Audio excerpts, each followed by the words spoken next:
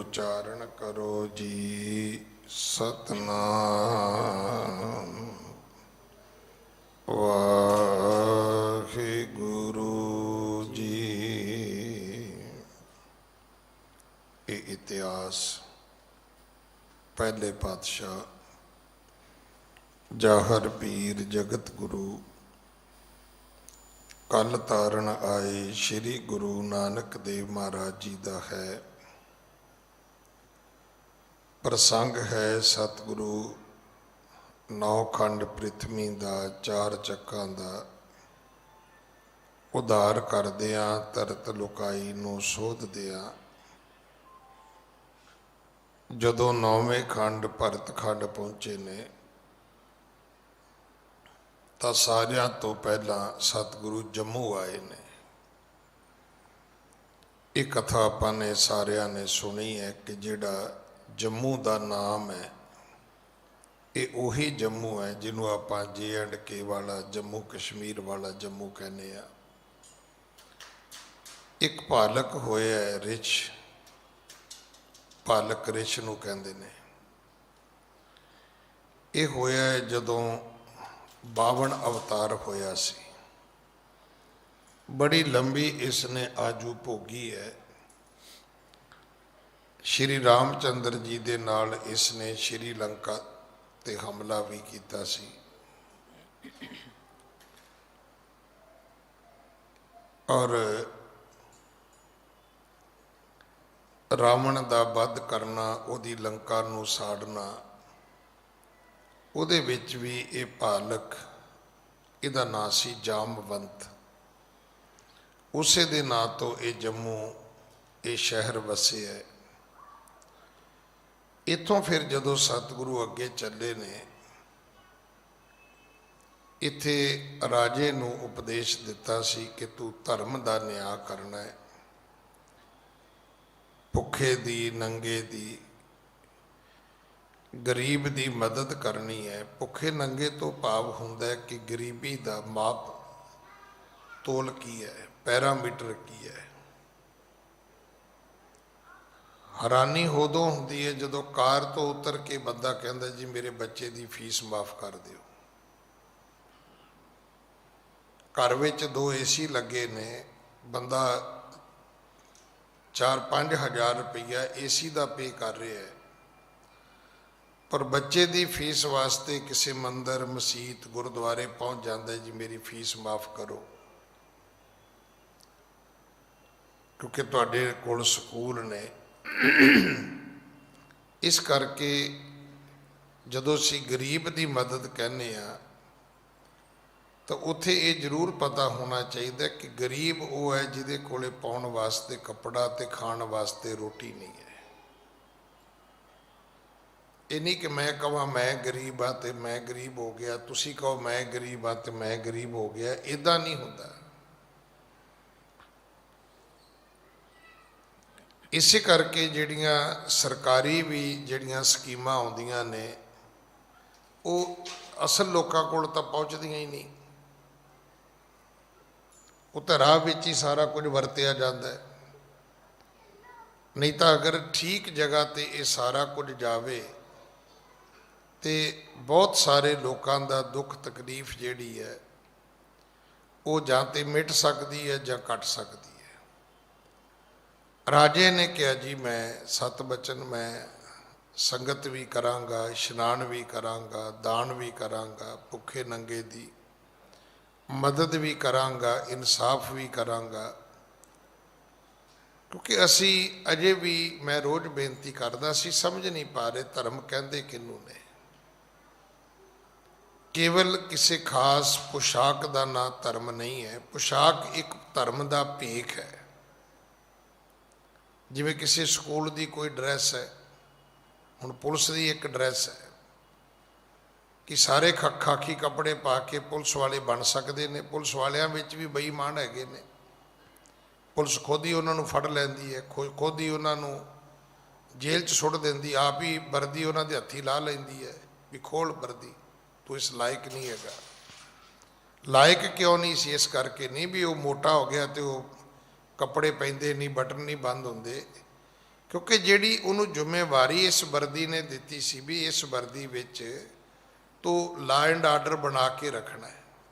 मैं कल भी बेनती की सी भी दो तरह के तुसी ट्रैफिक वाले वेखदे हो, एक चौंक विच खलोंदा है जिहदा मतलब होंदा है कोई लाल बत्ती ना पार करे, एक लाल बत्ती तो अगे जाके किसी रुख दे ओले खलोंदा है, उहदा मतलब होंदा भी बत्ती बंदा पार करे तो फिर आउंदे जाओ तो फसदे जाओ, कोई चलान कटते कुछ जेब कटती।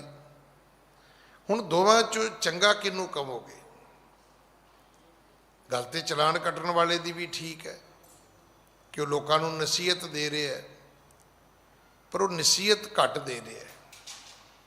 ਉਹਦੇ ਨਾਲੋਂ भी चंगा सी अगर वो चौंक विच बजाए कि रुख दे थल्ले 5 खलोते हुंदे, चौंक च एक ही हुंदा ते कदे गड्डियां आपस विच नहीं सी भिड़नियां, किसी दी जान खतरे च नहीं सी पैनी, किसी ने कानून तोड़न दी हिमाकत नहीं सी करनी।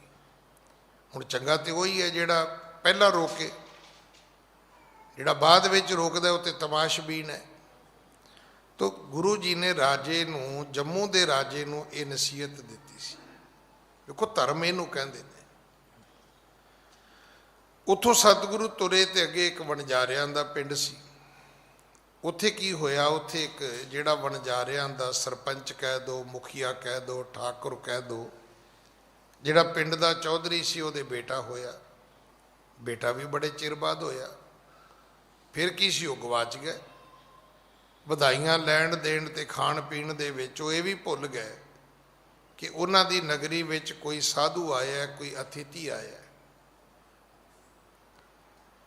ਚਲੋ ਸਤਿਗੁਰਾਂ ਨੇ ਤਾਂ ਕੀ ਕਹਿਣਾ ਸੀ, ਸਤਿਗੁਰ ਸਭਨਾਂ ਦਾ ਭਲਾ ਮਨਾਏਂਦਾ। ਵੇਖੋ ਆਪਾਂ ਕਹਿ ਦਿੰਨੇ ਆ ਨਹੀਂ ਜੀ ਸਾਰੇ ਇੱਕੋ ਹੀ ਨੇ, ਇੱਕੋ ਨਹੀਂ ਹੈਗੇ।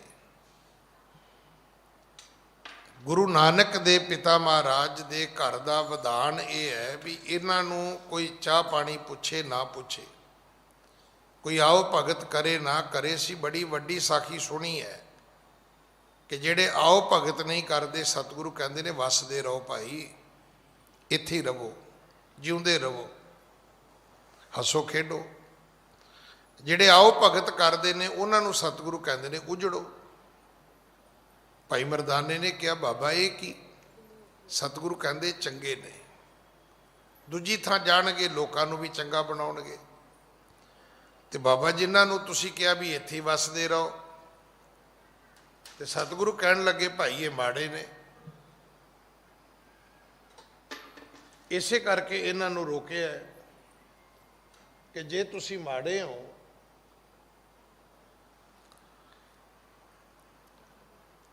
तो तुसी किते ना जाओ, इत्थे रहो, क्योंकि जिथे जाओगे लोगों को भी माड़े बनाओगे, दूजियां नूं भी तुसी माड़ी प्रेरणा करोगे। तो सतगुरु पिता महाराज ने एक गल होर आखी, कहन लगे मरदानिया असल विच इन्हां दे घर पुत्र होया, इन्हां नूं ये नहीं पता, ये अपना लेखा लैण आया।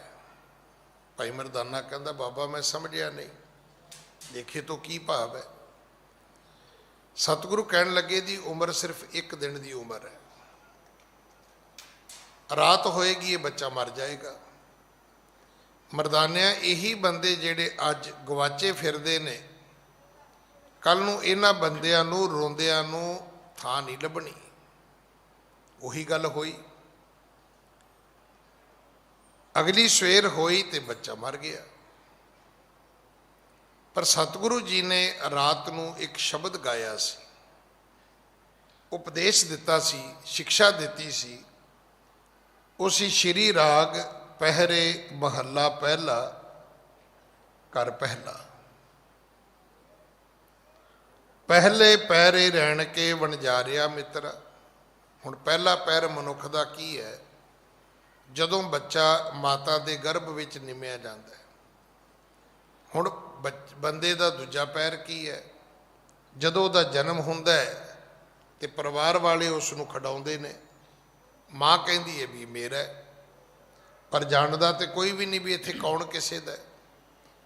हुण अगों आ गया तीजा पैर, जदों वो बच्चा जवानी विच पहुँचदा है। हाँ जी, ਤੀਜੇ ਪਹਿਰੇ ਰੈਣ ਕੈ ਵਣ ਜਾਰਿਆ ਮਿੱਤਰਾ, ਧਨ ਜੋ ਬਨ ਸਿਉ ਚਿਤ। ਤੀਜੇ ਪਹਿਰੇ ਵਣਜਾਰਿਆ ਮਿੱਤਰਾ, ਧਨ ਜੋਬਨ ਸਿਉ ਚਿਤ। ਤੀਜਾ ਪਹਿਰ ਆ ਗਿਆ। ਹੁਣ ਉਸ ਬੰਦੇ ਦੀ ਸੁਰਤ ਕਿੱਥੇ ਹੈ? ਧਨ ਵਿੱਚ, ਜੋਬਨ ਵਿੱਚ।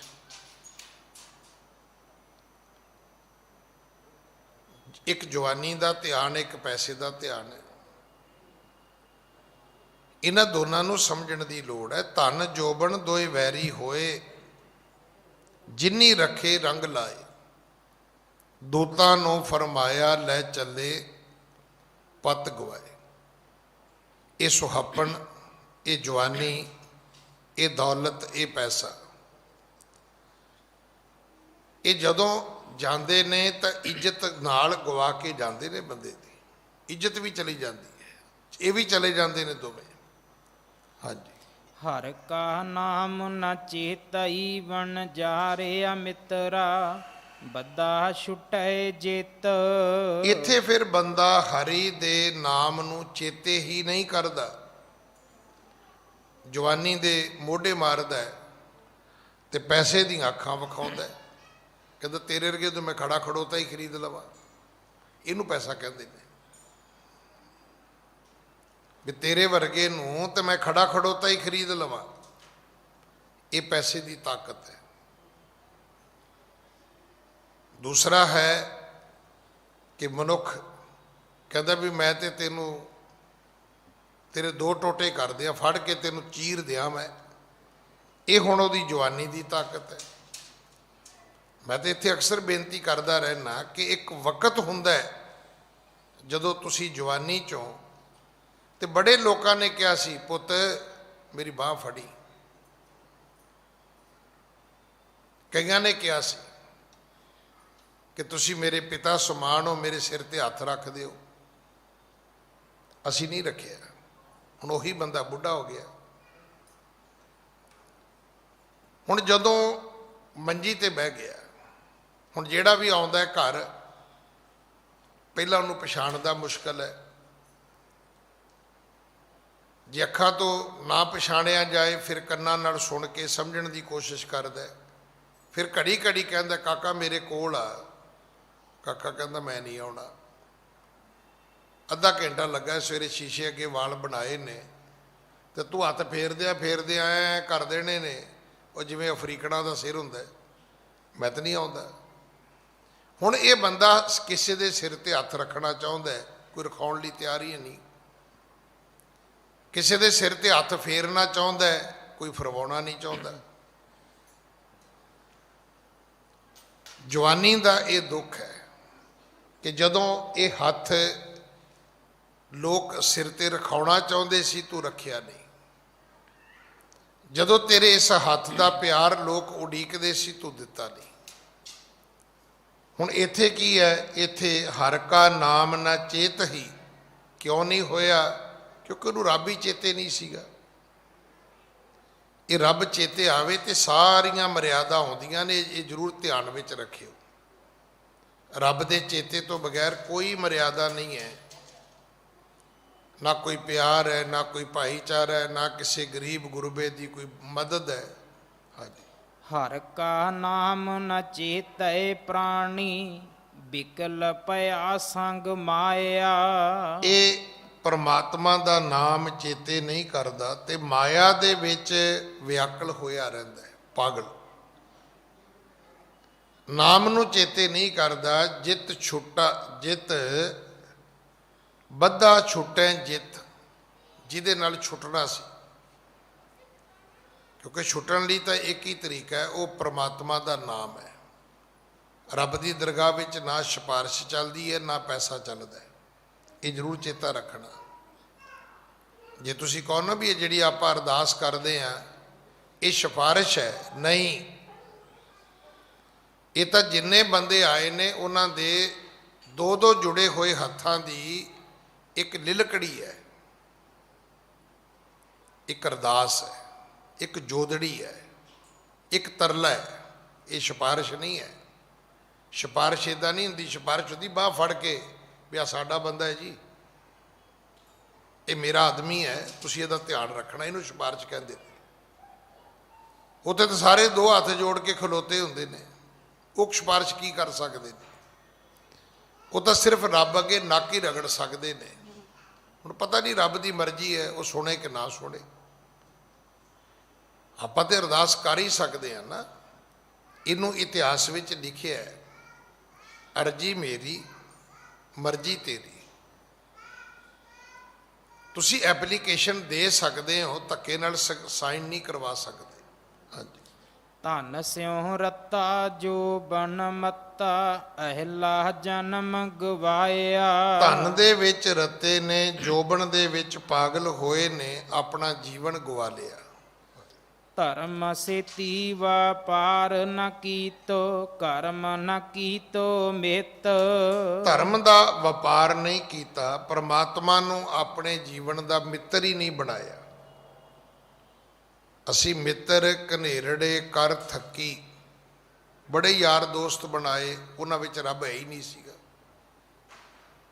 ਉਹਨਾਂ ਵਿੱਚ ਰੱਬ ਦੀ ਕੋਈ ਥਾਂ ਨਹੀਂ ਸੀ, ਰੱਬ ਦਾ ਕੋਈ ਨਾਂ ਹੀ ਨਹੀਂ ਸੀਗਾ। ਔਰ ਇਹ ਭੁੱਲ ਗਏ ਅਸੀਂ ਕਿ ਸੱਜਣ ਸੱਚਾ ਪਾਤਸ਼ਾਹ, ਸੱਚੇ ਪਾਤਸ਼ਾਹ ਤੋਂ ਬਿਨਾਂ ਤੁਹਾਡਾ ਕੋਈ ਸੱਜਣ ਨਹੀਂ ਹੈ। ਇਹ ਕੌਣ ਨੇ? ਸਤਿਗੁਰੂ ਦੀ ਬਾਣੀ ਕਹਿੰਦੀ ਤੇ ਖਾਊ ਯਾਰ ਨੇ। ਇਹ ਤਾਂ ਭਾਈ ਸੁਰਮੇ ਵਰਗੇ ਨੇ, ਅੱਖਾਂ 'ਚ ਪਾਓਗੇ ਤੇ ਮਟਕਣਗੇ, ਪਰ ਜੇ ਅੱਖਾਂ 'ਚ ਆਂਸੂ ਆ ਗਏ ਤੇ ਵਹਿ ਤੁਰਨਗੇ। ਖਲੋਣਾ ਨਹੀਂ ਇਹਨਾਂ ਨੇ। ਇਹ ਜ਼ਰੂਰ ਚੇਤਾ ਰੱਖਣਾ, ਤੁਹਾਡੇ ਦੋਸਤ ਮਿੱਤਰ ਰਿਸ਼ਤੇਦਾਰ ਸੁਰਮੇ ਵਰਗੇ ਨੇ, ਅੱਖਾਂ 'ਚ ਪਾ ਕੇ ਰੱਖੋਗੇ ਮਟਕਦੇ ਰਹਿਣਗੇ, ਪਰ ਜਦੋਂ ਕਿਤੇ ਅੱਖ ਦੇ ਵਿੱਚ ਪਾਣੀ ਆ ਗਿਆ ਤੇ ਪਾਣੀ ਉਦੋਂ ਹੀ ਆਏਗਾ ਜਦੋਂ ਅੱਖ ਨੂੰ ਦੁੱਖ ਹੋਏਗਾ। ਜਦੋਂ ਅੱਖ ਨੂੰ ਤਕਲੀਫ ਹੋਈ, ਦੁੱਖ ਹੋਇਆ, ਤੇ ਇਹਨਾਂ ਨੇ ਉਹਨਾਂ ਅੱਖਾਂ ਦੇ ਗਲੇਡੂਆਂ ਦੇ ਨਾਲ ਹੀ ਵਹਿ ਤੁਰਨਾ ਹੈ। ਇਹਨਾਂ ਰੁਕਣਾ ਨਹੀਂ, ਇਹ ਖਲੋਣਾ ਨਹੀਂ ਇਹਨਾਂ ਨੇ ਫਿਰ ਅੱਖਾਂ ਦਾ ਸਾਥ ਨਹੀਂ ਦੇਣਾ। ਇਹ ਰਿਸ਼ਤੇਦਾਰ ਇੱਦਾਂ ਦੇ, ਇਹ ਸੱਜਣ ਇੱਦਾਂ ਦੇ ਹੁੰਦੇ ਨੇ। ਮਿੱਤਰ ਤੇ ਪਰਮਾਤਮਾ ਹੀ ਹੈ, ਸੱਜਣ ਤੇ ਕੇਵਲ ਸੱਚਾ ਪਾਤਸ਼ਾਹ ਹੀ ਹੈ। ਕਹੋ ਨਾਨਕ ਤੀਜੇ ਪਹਿਰੇ ਪ੍ਰਾਣੀ, ਧਨ ਜੋਬਨ ਸਿਉ ਚਿੱਤ।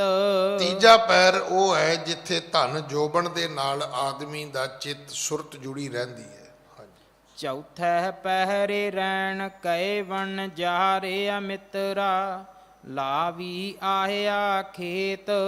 ਚੌਥਾ ਪੈਰ ਹੁਣ ਕੀ ਹੈ? ਆ ਗਏ ਖੇਤ ਵੱਢਣ ਵਾਲੇ।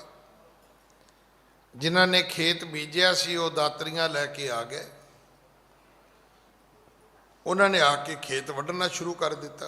ਹਾਂਜੀ। ਜਾਂ ਜਮ ਪਕੜ ਚਲਾਇਆ, ਵਣ ਜਾਰਿਆ ਮਿੱਤਰਾ, ਕਿਸੈ ਨ ਮਿਲਿਆ ਭੇਤ। ਮਨੁੱਖ ਮਰ ਗਿਆ, ਜਮਦੂਤ ਲੈ ਕੇ ਤੁਰ ਪਏ, ਪਰ ਕਿਸੇ ਨੂੰ ਭੇਦ ਨਹੀਂ ਹੈ, ਕੋਈ ਇਨਫੋਰਮੇਸ਼ਨ ਨਹੀਂ ਹੈ, ਕੋਈ ਇੰਡੀਮੇਸ਼ਨ ਨਹੀਂ ਹੈ, ਕੋਈ ਉਗ ਸੁਗ ਨਹੀਂ ਹੈ। ਮਤਲਬ ਇਸ ਤੋਂ ਵੱਡਾ ਕੀ ਅੰਧਕਾਰ ਹੋ ਸਕਦਾ ਵੀ ਪਤਾ ਹੀ ਨਹੀਂ ਬੰਦਾ ਕਿੱਥੇ ਗਿਆ ਹੈ। ਤੇ ਘਰ ਦੇ ਜੀ ਗਲਾਸ ਤੇ ਥਾਲੀਆਂ, ਚਮਚੇ, ਜੱਗ, ਚੱਪਲਾਂ, ਜੁੱਤੀਆਂ, ਛਤਰੀਆਂ, ਉਹ ਦੇਣੀਆਂ ਕਿਹਨੂੰ ਨੇ?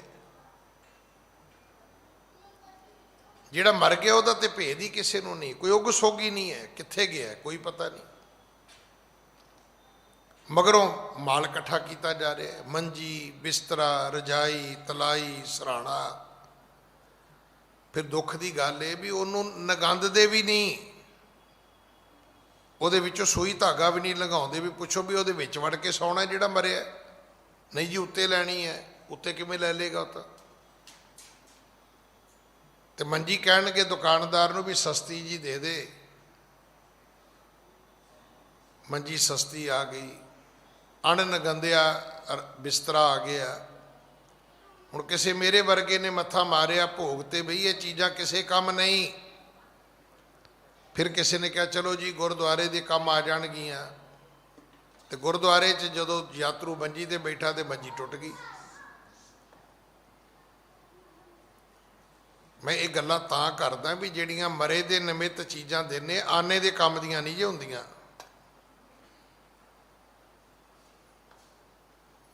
ਹੁਣ ਉਹ ਰਿਸ਼ਤੇਦਾਰਾਂ ਨੂੰ ਹੁੰਦਾ ਵੀ ਮੈਂ ਇੱਕ ਬੰਦਾ ਮਰ ਗਿਆ, ਹੁਣ ਇੱਕ ਖਰਚ ਕਰੀਏ ਅਸੀਂ ਭਲਾ, ਉਹ ਪੈਸੇ ਬਚਾਉਣ ਲੱਗ ਜਾਂਦੇ ਨੇ। ਇਕੱਲੇ ਪੈਸੇ ਹੀ ਨਹੀਂ ਬਚਾਉਂਦੇ, ਉਹ ਫਿਰ ਲੋਕਾਂ ਦੀਆਂ ਅੱਖਾਂ ਵਿੱਚ ਵੀ ਘੱਟਾ ਪਾਉਂਦੇ ਨੇ। ਰੱਬ ਦੀਆਂ ਅੱਖਾਂ 'ਚ ਤੇ ਬੰਦਾ ਸਾਰੀ ਉਮਰ ਹੀ ਘੱਟਾ ਪਾਉਂਦਾ ਵੀ ਵੇਖਣ ਵਾਲਿਆਂ ਨੂੰ ਲੱਗੇ ਜੀ ਬੜਾ ਜੀ ਉਹਨਾਂ ਨੇ ਤਾਂ ਦਾਨ ਪੁੰਨ ਕੀਤਾ। ਦਾਨ ਪੁੰਨ ਕਰਨਾ ਪਾਪ ਨਹੀਂ ਹੈ, ਮਾੜਾ ਨਹੀਂ ਹੈ। ਦਿਓ ਮੰਜਾ ਬਿਸਤਰਾ ਦਿਓ, ਜੇ ਗੁਰਦੁਆਰੇ ਨੂੰ ਸਮਝ ਕੇ ਦਿੰਦੇ ਹੋ ਤਾਂ, ਪਰ ਇੱਦਾਂ ਦਾ ਤੇ ਦਿਓ ਨਾ ਵੀ ਰਾਹਗੀਰ ਮੁਸਾਫਰ ਕੋਈ 2-4 ਮਹੀਨੇ ਉਹਦੇ ਤੇ ਕੋਈ ਆਵੇ ਤੇ ਕੋਈ ਰਾਤ ਕੱਟ ਤੇ ਸਕੇ। ਕੂੜਾ ਹੀ ਇਕੱਠਾ ਕਰ ਦੇਣਾ ਗੁਰਦੁਆਰੇ ਦੇ ਵਿੱਚ ਆਪਾਂ। ਕੋਈ ਲੌਜਿਕ ਨਹੀਂ ਹੈ, ਕੋਈ ਦਲੀਲ ਅਪੀਲ ਨਹੀਂ ਹੈ, ਇਹਦੇ ਪਿੱਛੇ ਕੋਈ ਗਿਆਨ ਨਹੀਂ ਹੈ ਸਾਡਾ। ਕੋਈ ਸੁਣਨ ਨੂੰ ਤਿਆਰ ਨਹੀਂ, ਕੋਈ ਮੰਨਣ ਨੂੰ ਤਿਆਰ ਨਹੀਂ। ਵੇਖਾ ਵੇਖੀ ਹੈ, ਭੇਡਾ ਚਾਲ ਹੈ, ਤੁਰੀ ਜਾਂਦੀ ਹੈ। ਸਤਿਗੁਰੂ ਕਹਿੰਦੇ ਚੌਥਾ ਪਹਿਰ ਆ ਗਿਆ, ਜਮਦੂਤ ਲੈ ਗਏ। ਪਰ ਹੋਇਆ ਕੀ ਹੈ, ਜਾਂ ਜਮ ਪਕੜ ਚਲਾਇਆ ਵਣਜਾਰਿਆ ਮਿੱਤਰਾ, ਕਿਸੇ ਨਾ ਮਿਲਿਆ ਭੇਤ। ਕੋਈ ਖਬਰ ਹੀ ਨਹੀਂ, ਕੋਈ ਟੈਲੀਫੋਨ ਨਹੀਂ ਆਇਆ, ਕੋਈ ਈਮੇਲ ਨਹੀਂ ਆਈ, ਕੋਈ ਕਿਸੇ ਨੇ ਵਟਸਐਪ ਨਹੀਂ ਕੀਤਾ। ਉਹਨੇ ਬੰਦੇ ਨੇ ਦੱਸਿਆ ਹੀ ਨਹੀਂ ਮੈਂ ਕਿੱਥੇ ਆ। ਅਸਲ 'ਚ ਉਹਨੇ ਕੀ ਦੱਸਣਾ ਸੀ, ਜਿਹੜੇ ਲੈ ਕੇ ਗਏ ਨੇ ਉਹ ਹੈ ਹੀ ਏਡੇ ਡਾਢੇ ਨੇ। ਆ ਪੁਲਿਸ ਵਾਲੇ ਜਿਹੜੇ ਨਾ ਫਿਰ ਪੈਸਿਆਂ ਦੇ ਲਾਲਚ ਨੂੰ ਦੱਸ ਪੁੱਛ ਦਿੰਦੇ ਨੇ ਸਾਨੂੰ, ਜਮਦੂਤ ਨਹੀਂ ਜੇ ਦੱਸਦੇ। ਹਾਂਜੀ। ਭੇਤ ਚੇਤ ਹਰ ਕਿਸੈ ਨਾ ਮਿਲਿਓ, ਜਾਂ ਜਮ ਪਕੜ ਚਲਾਇਆ। ਜਦੋਂ ਭੇਤ ਚੇਤ ਨਹੀਂ ਮਿਲਿਆ, ਜਮਾਂ ਨੇ ਫੜ ਕੇ ਉਹਨੂੰ ਇਸ ਦੁਨੀਆ ਤੋਂ ਲੈ ਜਾਣਾ ਕੀਤਾ। ਹਾਂਜੀ। ਝੂਠਾ ਰੁਦਨ ਹੁਆ ਦੁਆਲੈ, ਖਿਨ ਮਹਿ ਭਇਆ ਪਰਾਇਆ। ਝੂਠੇ ਜੇ ਰੋਣ ਵਾਲੇ ਲੋਕ ਇਕੱਠੇ ਹੋ ਗਏ ਤੇ ਥੋੜੇ ਜਿਹੇ ਸਮੇਂ 'ਚ ਰੋਣਾ ਵੀ ਮੁੱਕ ਗਿਆ। ਕੱਲ ਪਰਸੋਂ ਦੀ ਗੱਲ ਹੈ, ਇੱਕ ਫੋਰਟਿਸ ਦਾ ਡਾਕਟਰ ਹੈ ਕੈਂਸਰ ਦਾ, ਘਰ ਵਾਲੀ ਕੈਂਸਰ ਦੀ ਡਾਕਟਰ ਹੈ, ਜਿਹੜਾ ਡਾਕਟਰ ਉਹ ਹਾਰਟ ਦਾ ਹੈ।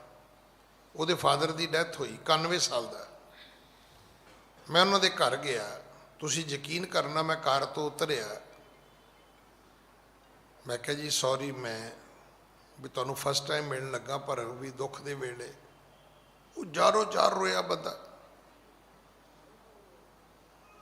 ਮੈਂ ਪੁੱਛਿਆ ਉਮਰ ਕਿੰਨੀ ਸੀ, ਕਹਿੰਦਾ 91 ਸਾਲ।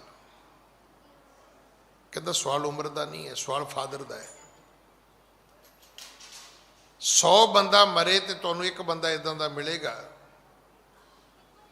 ਨਹੀਂ ਤਾਂ ਤੁਸੀਂ ਕਹੋਗੇ ਜੀ ਬੜਾ ਦੁੱਖ ਹੋਇਆ ਫਾਦਰ ਸਾਹਿਬ ਦੀ ਮੌਤ ਦਾ। ਉਹ ਕਹਿੰਦਾ ਜੀ ਬਜ਼ੁਰਗ ਸੀ, ਇਹਦਾ ਮਤਲਬ ਸੀ ਵੀ ਅਸੀਂ ਤੇ ਆਪ ਮਾਰਨਾ ਚਾਹੁੰਦੇ ਸੀਗੇ, ਲੇਟ ਮਰਿਆ। ਕਈ ਵਾਰੀ ਹਾਲਾਤ ਇਹ ਹੁੰਦੇ ਨੇ ਵੀ ਬਾਹਰੋਂ ਆਉਣ ਵਾਲਾ ਰੋਣ ਵਰਗਾ ਮੂੰਹ ਬਣਾ ਕੇ ਆਉਂਦਾ ਹੈ, ਤੇ ਘਰ ਵਾਲਿਆਂ ਤੇ ਇਸ ਗੱਲ ਦਾ ਅਸਰ ਹੀ ਨਹੀਂ ਹੁੰਦਾ। ਉਹ ਕਹਿੰਦੇ ਨੇ ਵੀ ਸ਼ੁਕਰ ਹੈ ਛੁੱਟ ਗਏ ਅਸੀਂ। ਉਹ ਨਿੱਕੇ ਹੁੰਦੇ ਨਾ, ਅਸੀਂ ਕਹਿੰਦੇ ਹੁੰਦੇ ਸੀ ਵੀ ਪਿੱਪਲ ਦਾ ਪੱਤਾ ਤੋੜ ਕੇ ਪਤੰਗ ਉਡਾਵਾਂਗੇ ਤੇ ਬੁੱਢੀ ਬੁੱਢਾ ਵੇਚ ਕੇ ਪਕੌੜੇ ਖਾਵਾਂਗੇ। ਅੱਜ ਉਹ ਹਾਲਾਤ ਹੋ ਗਏ ਨੇ। ਮਤਲਬ ਇਸ ਗੱਲ ਦਾ ਦਰਦ ਹੀ ਨਹੀਂ ਹੈ ਕਿ ਜਿਸ ਮਾਂ ਬਾਪ ਨੇ ਤੁਹਾਡਾ ਮਲ ਮੂਤਰ ਚੁੱਕਿਆ, ਅੱਜ ਉਹ ਤੁਹਾਡੇ ਘਰੋਂ ਗਿਆ। ਹੁਣ ਮੈਂ ਉੱਥੇ ਬੋਲਿਆ, ਮੇਰੇ ਤੋਂ ਬੋਲਿਆ ਹੀ ਨਹੀਂ ਗਿਆ। ਔਰ ਮੈਂ ਅੱਜ ਵੀ ਆਪ ਜੀ ਨੂੰ ਬੇਨਤੀ ਕਰਾਂ ਕਿ ਰੱਬ ਤੋਂ ਬਾਅਦ ਅਗਰ ਧਰਤੀ ਤੇ ਕੋਈ ਤੁਹਾਡਾ ਵੈਲ ਵਿਸ਼ਰ ਹੈ ਤੇ ਤੁਹਾਡਾ ਭੈਣ ਭਰਾ ਵੀ ਨਹੀਂ ਹੈ, ਸਿਰਫ ਤੁਹਾਡਾ ਮਾਂ ਪਿਓ ਹੈ। ਅਗਰ ਕੋਈ ਅਸਲ ਵਿੱਚ ਤੁਹਾਡਾ ਕੋਈ ਧਰਤੀ ਤੇ ਵੈਲ ਵਿਸ਼ਰ ਹੈਗਾ, ਜਿਹੜਾ ਹਰ ਵਕਤ ਤੁਹਾਡੀ ਸੁੱਖ ਮੰਗਦਾ ਹੈ, ਸੁੱਖ ਚਾਹੁੰਦਾ ਹੈ, ਉਹ ਸਿਰਫ ਤੁਹਾਡਾ ਮਾਂ ਪਿਓ ਹੈ। ਕਦੇ ਤੁਸੀਂ ਉਹਨਾਂ ਨੂੰ ਅਰਦਾਸ ਕਰਦੇ ਸੁਣਨਾ,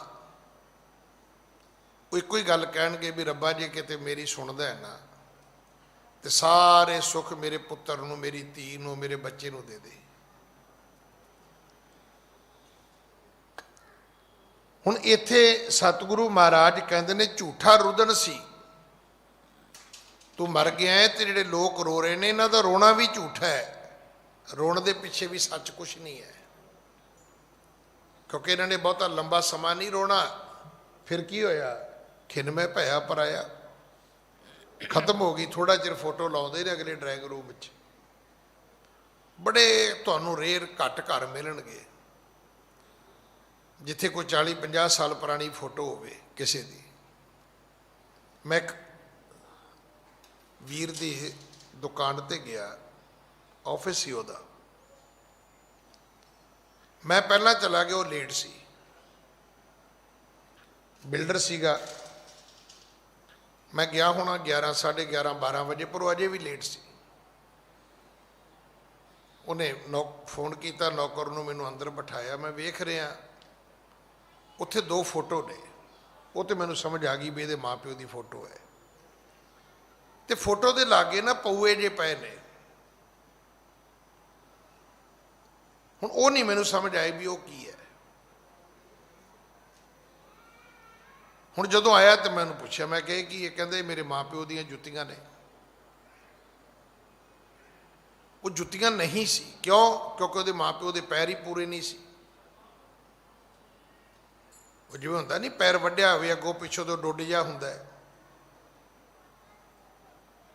ਔਰ ਮੈਂ ਉਹਨੂੰ ਕੀ ਵੇਖਿਆ, ਉਹ ਅੰਦਰ ਵੜਿਆ, ਪਹਿਲਾਂ ਉਹਨੇ ਉਹਨਾਂ ਜੁੱਤੀਆਂ ਨੂੰ ਵੀ ਮੱਥਾ ਟੇਕਿਆ, ਮਾਂ ਪਿਓ ਨੂੰ ਵੀ ਮੱਥਾ ਟੇਕਿਆ, ਫਿਰ ਆਪਣੀ ਉਹ ਕੁਰਸੀ ਤੇ ਬੈਠਾ ਆ ਕੇ। ਹੁਣ ਸਮਝ ਆਉਂਦੀ ਹੈ ਵੀ ਜਿਹੜਾ ਮਾਂ ਪਿਓ ਦੀ ਜੁੱਤੀਆਂ ਨੂੰ ਵੀ ਮੱਥਾ ਟੇਕ ਰਿਹਾ ਹੈ, ਇਹਨੇ ਮਾਂ ਪਿਓ ਨੂੰ ਵੀ ਟੇਕਿਆ ਹੋਏਗਾ।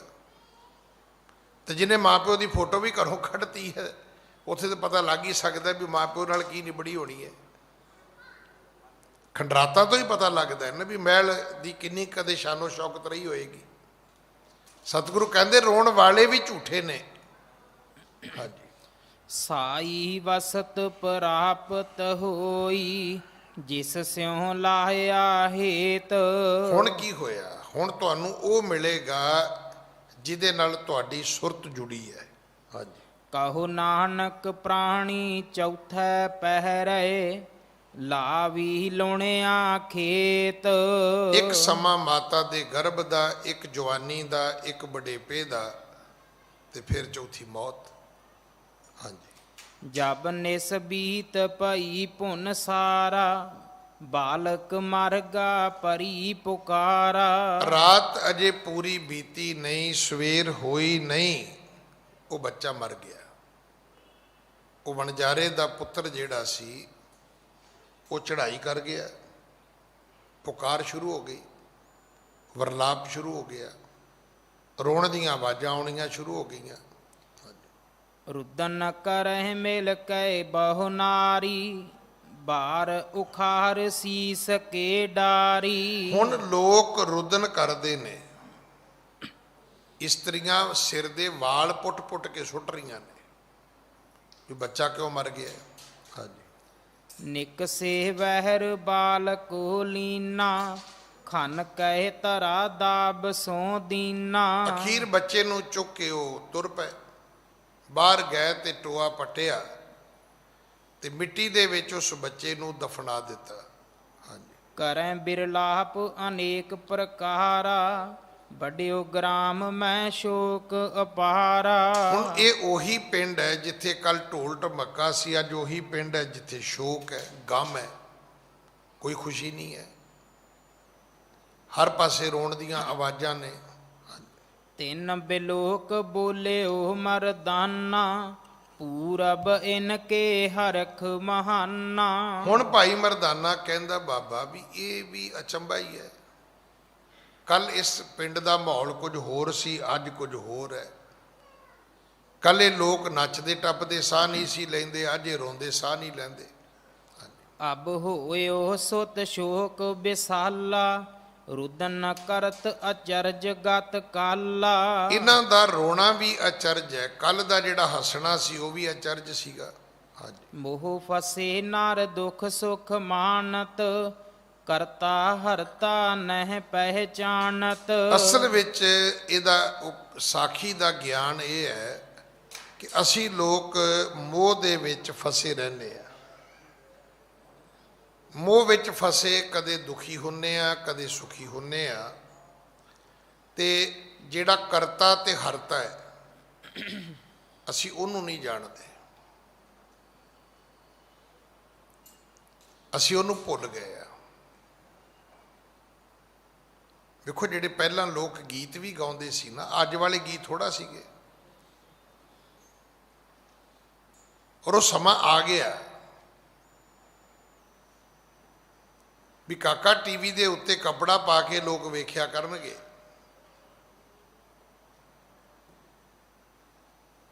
ਪਹਿਲਾਂ ਲੋਕ ਗੀਤ ਵੀ ਇਦਾਂ ਦੇ ਗਾਉਂਦੇ ਸੀ ਵੀ ਭਗਤੇ ਨੂੰ ਛੱਡ ਕੇ ਜਗਤੇ ਦੀ ਬਣ ਗਈ ਕੌਣ? ਦੁਨੀਆ। ਰੱਬ ਨੂੰ ਛੱਡ ਦਿੱਤਾ ਹੈ, ਸੰਸਾਰ ਮਗਰ ਦੁਨੀਆ ਤੁਰ ਪਈ ਹੈ। ਅੱਜ ਹਾਲਾਤ ਇਹ ਨੇ ਕਿ ਕਰਤਾ ਹਰਤਾ ਨਹਿ ਪਹਿਚਾਨਤ, ਨਾ ਤੇ ਕੋਈ ਕਰਨ ਵਾਲੇ ਨੂੰ ਪਹਿਚਾਣਦਾ, ਨਾ ਕੋਈ ਹਰਨ ਵਾਲੇ ਨੂੰ ਪਹਿਚਾਣਦਾ। ਉਹ ਬਈ ਸਵਾਲ ਇਹ ਨਹੀਂ ਕਿ ਬੱਚਾ ਜੰਮਿਆ, ਸਵਾਲ ਇਹ ਭੇਜਿਆ ਕਿੰਨੇ ਸੀ, ਉਹਨੂੰ ਕਰਤਾ ਕਹਿੰਦੇ ਨੇ। ਸਵਾਲ ਇਹ ਨਹੀਂ ਕਿ ਬੱਚਾ ਮਰ ਗਿਆ, ਸਵਾਲ ਇਹ ਵੀ ਇਹਨੂੰ ਬੱਚੇ ਨੂੰ ਲੈ ਕੌਣ ਗਿਆ, ਉਹਨੂੰ ਹਰਤਾ ਕਹਿੰਦੇ ਨੇ। ਹਿਰ ਲਿਆ, ਉਹਨੇ ਵਾਪਸ ਲੈ ਲਿਆ। ਦੇਣ ਵਾਲਾ ਤੇ ਲੈਣ ਵਾਲਾ ਜਿਹੜਾ ਚਾਹੀਦਾ ਤੇ ਸੀ ਉਹਨੂੰ ਚੇਤੇ ਰੱਖਿਆ ਜਾਂਦਾ। ਸਤਿਗੁਰੂ ਦੀ ਬਾਣੀ ਇਹ ਨਹੀਂ ਕਹਿੰਦੀ ਕਿ ਤੁਹਾਡੇ ਘਰਾਂ ਵਿੱਚ ਤੁਹਾਡੀਆਂ ਕੋਠੀਆਂ, ਕਾਰਾਂ, ਧੀਆਂ, ਪੁੱਤਰ ਮਾੜੇ ਨੇ, ਨਹੀਂ। ਸਤਿਗੁਰੂ ਕਹਿੰਦੇ ਨੇ ਜਿਸ ਦਾ ਦਿੱਤਾ ਖਾਵਣਾ ਤਿਸ ਕਹੀਏ ਸ਼ਾਬਾਸ਼। ਜਿਹਦਾ ਦਿੱਤਾ ਖਾਂਦੇ ਹੋ, ਭੋਗਦੇ ਹੋ, ਹੰਡਾਉਂਦੇ ਹੋ, ਕਦੇ ਤੇ ਦੋ ਹੱਥ ਜੋੜ ਕੇ ਉਹਦਾ ਸ਼ੁਕਰ ਕਰਿਆ ਕਰੋ, ਕਦੇ ਤੇ ਉਹਦਾ ਥੈਂਕਸ ਕਰਿਆ ਕਰੋ। ਹੁਣ ਗੱਲ ਤੇ ਗੁਰਦੁਆਰੇ ਦੀ ਬੜੀ ਵਧੀਆ ਸੀ ਵੀ ਜਾਓ ਬਈ ਮੱਥਾ ਟੇਕੋ। ਮੱਥਾ ਟੇਕਣ ਤੋਂ ਭਾਵ ਕੀ ਸੀਗਾ? ਵੀ ਜਾਓ ਰੱਬ ਦੇ ਅੱਗੇ ਸਿਰ ਨਵਾਓ। ਮੈਂ ਤਾਂ ਕਈ ਵਾਰੀ ਬੇਨਤੀ ਕਰਦਾ ਵੀ ਮੰਦਰਾਂ ਗੁਰਦੁਆਰਿਆਂ ਦੇ ਬਾਹਰ ਮੰਗਤੇ ਬੈਠੇ ਹੁੰਦੇ ਨੇ। ਹੁਣ ਤੇ ਥੋੜੇ ਜਿਹੇ ਪ੍ਰੋਫੈਸ਼ਨਲ ਮੰਗਤੇ ਵੀ ਆ ਗਏ ਜਿਹੜੇ ਉਹ ਬਕਾਇਦਾ ਡਰੈਸਿੰਗ ਕਰਕੇ ਆਉਂਦੇ ਨੇ।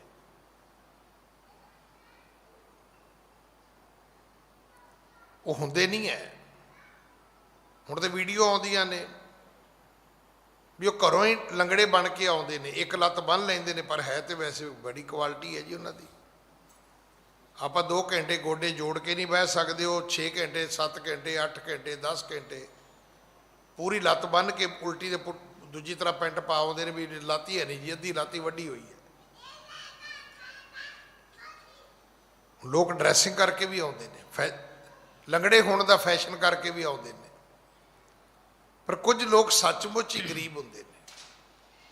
ਕਿਸੇ ਦਾ ਹੱਥ ਕੱਟਿਆ, ਕਿਸੇ ਦਾ ਪੈਰ ਕੱਟਿਆ, ਕਿਸੇ ਕੋਲੇ ਅੱਖਾਂ ਵੀ ਨਹੀਂ ਹੈਗੀਆਂ, ਤੇ ਉਹ ਸਿਰਫ ਸਾਨੂੰ ਇੱਕੋ ਹੀ ਗੱਲ ਕਹਿੰਦੇ ਨੇ, ਅੰਦਰ ਚੱਲਿਆ ਵੇਖ ਅਸੀਂ ਬਾਹਰ ਬੈਠੇ ਆ, ਜਾ ਕੇ ਅੰਦਰ ਸ਼ੁਕਰਾਨਾ ਕਰੀ ਮਹਾਰਾਜ ਦਾ ਵੀ ਤੂੰ ਤੇ ਅੰਦਰ ਜਾਣ ਜੋਗੇ, ਅਸੀਂ ਅੰਦਰ ਜਾਣ ਜੋਗੇ ਵੀ ਨਹੀਂ ਹੈਗੇ। ਮੱਥਾ ਟੇਕਣ ਤੋਂ ਭਾਵ ਇਹ ਸੀਗਾ।